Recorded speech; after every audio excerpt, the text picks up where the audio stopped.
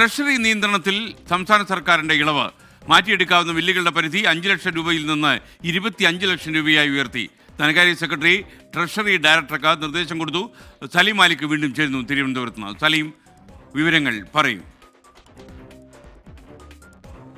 എസ്കെൻ, സംസ്ഥാന സർക്കാരിന്റെ ധനസ്ഥിതി മെല്ലെ മെച്ചപ്പെട്ടു വരുന്നു എന്നുള്ളത് കൊണ്ട് തന്നെയാണ് ട്രഷറി നിയന്ത്രണത്തിൽ ഒരു ഇളവ് ഏർപ്പെടുത്തിയിരിക്കുന്നത്. നേരത്തെ തന്നെ ഈ സംസ്ഥാന സർക്കാർ വലിയ സാമ്പത്തിക ബാധ്യതയിൽ പെട്ടതിനെ തുടർന്ന് ഈ ട്രഷറി നിയന്ത്രണം ഏർപ്പെടുത്തിയിരുന്നു. 5 ലക്ഷത്തിൽ കൂടുതലുള്ള ബില്ലുകൾ മാറ്റിയെടുക്കാൻ കഴിയാത്തൊരു സാഹചര്യം ഉണ്ടായിരുന്നു. മാത്രമല്ല, ഏതെങ്കിലും തരത്തിൽ അങ്ങനെ ബില്ലുകൾ മാറ്റിയെടുക്കണമെങ്കിൽ അതിന് സർക്കാരിന്റെ അനുമതിയോടുകൂടി മാത്രമേ നടക്കൂ എന്നുള്ളൊരു സാഹചര്യമായിരുന്നു ഉണ്ടായിരുന്നത്.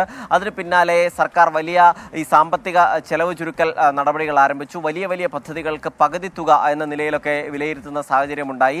അതിന് പിന്നാലെയാണ് ഈ ധനസ്ഥിതി മെച്ചപ്പെട്ടു വരുന്നത്. അതിന് പിന്നാലെ ഈ ഏറ്റവും പ്രധാനപ്പെട്ട ഒരു ആവശ്യം എന്ന നിലയിലാണ് ട്രഷറി നിയന്ത്രണം തന്നെ അതിൽ ഇളവ് അനുവദിച്ചിരിക്കുന്നത്. 5 ലക്ഷം എന്നുള്ളതിൻ്റെ പരിധി മാറ്റി 25 ലക്ഷം വരെ അനുവദിക്കാൻ കഴിയും എന്നുള്ള നിലയിലേക്കാണ് ഇപ്പോൾ ഉത്തരവിറക്കിയിരിക്കുന്നത്. നേരത്തെ തന്നെ ധനമന്ത്രി കെ എൻ ബാലഗോപാൽ ഇത് സംബന്ധിച്ച നിർദ്ദേശം നൽകിയിരുന്നു.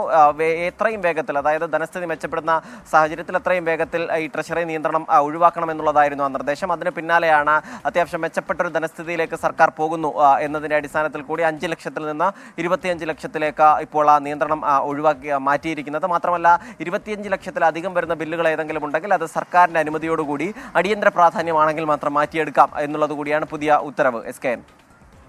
Okay, thank U.